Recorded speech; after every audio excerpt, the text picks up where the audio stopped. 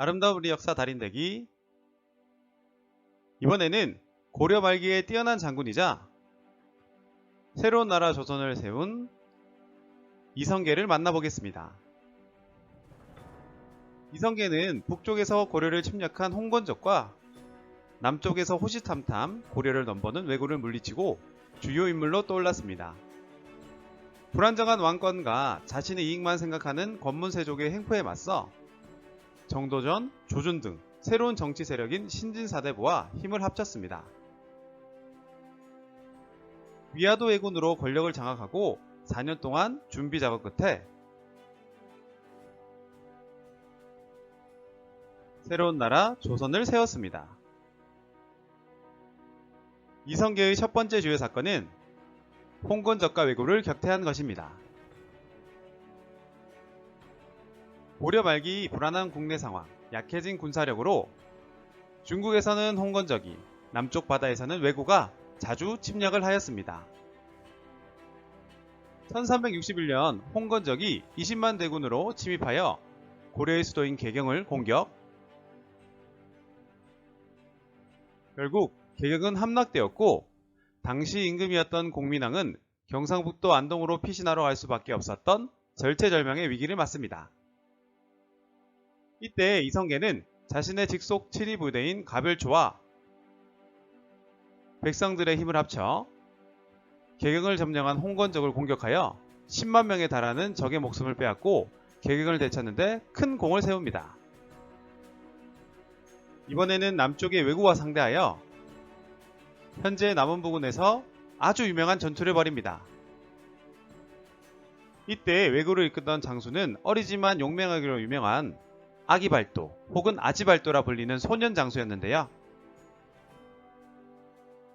약 10배나 많은 적을 상대로 그의 의형제 이지랑과 힘을 합쳐 화살로 아지발도의 투구끈을 맞추어 투구를 땅에 떨어뜨리고 그 사이에 아지발도를 화살로 맞추어 대장을 잃은 왜구들이 혼비백산하는 사이 단 70여 명을 제외한 모든 왜구를 섬멸하였습니다.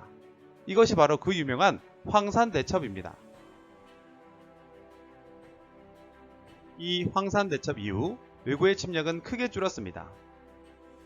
덕분에 백성들 사이에서 이성계의 인기는 하늘을 찌르듯 하였고 중앙정치에도 진출하여 최고 권력자인 백전노장 최영장군과 정도전을 비롯한 신진사대부와 힘을 합쳐 백성을 괴롭히던 권문세족을 물리치기 위해 노력하였습니다. 그때 당시 중국을 지배하고 있던 원나라를 북쪽 사막으로 몰아내고 세워진 명나라가 이전까지 고려가 원나라에 대항하여 되찾은 영토를 다시 돌려달라고 하였습니다.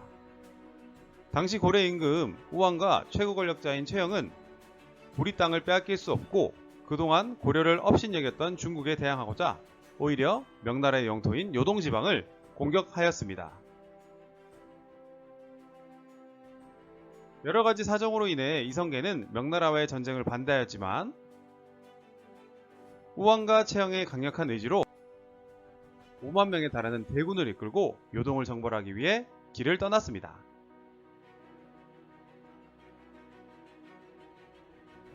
하지만 때는 폭우가 쏟아지던 여름이었고 비를 맞은 식량은 썩어가 식량이 부족한 지경에 이르렀습니다. 가까스로 위화도에 도착하였지만 홍수로 인해 압록강의 물살이 급해져 강 건너 요동으로 진격할 수 없었습니다. 군사들은 비를 맞으며 위화도에서 비가 그치기를 기다렸지만 폭우는 점점 더 심해졌고 전염병이 돌아 많은 병사의 목숨이 위태로웠습니다. 이성계는 우왕과 최영에게 군사를 다시 되돌릴 수 있도록 허락을 요청하였지만 무조건 명나라를 공격하라는 대답만 들을 수 있었고 도저히 싸울 상황이 아니라고 판단한 이성계는 군사를 이끌고 고려의 수도인 개경으로 말벌이를 돌렸습니다. 이 사건을 위화도에서 군사를 되돌렸다고 하여 위화도 회군이라고 합니다.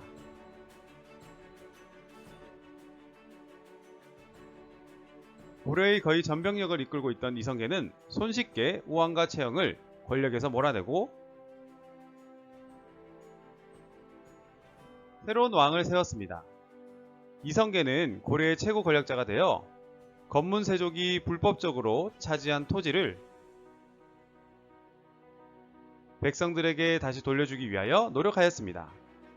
하지만 오랜 시간 동안 고려는 약해질 대로 약해진 상태였고 여러가지 사건을 헤쳐가며 1392년 이성계는 고려의 마지막 임금이자 조선의 첫 번째 임금으로 새로운 시대를 열게 되었습니다. 고려를 무너뜨리고 새로운 국가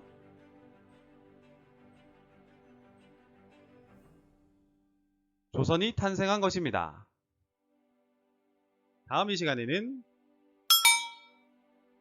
이성계가 세운 조선의 기틀을 다진 우리나라 역사상 최고의 임금님을 만나보겠습니다. 여러분 또 만나요.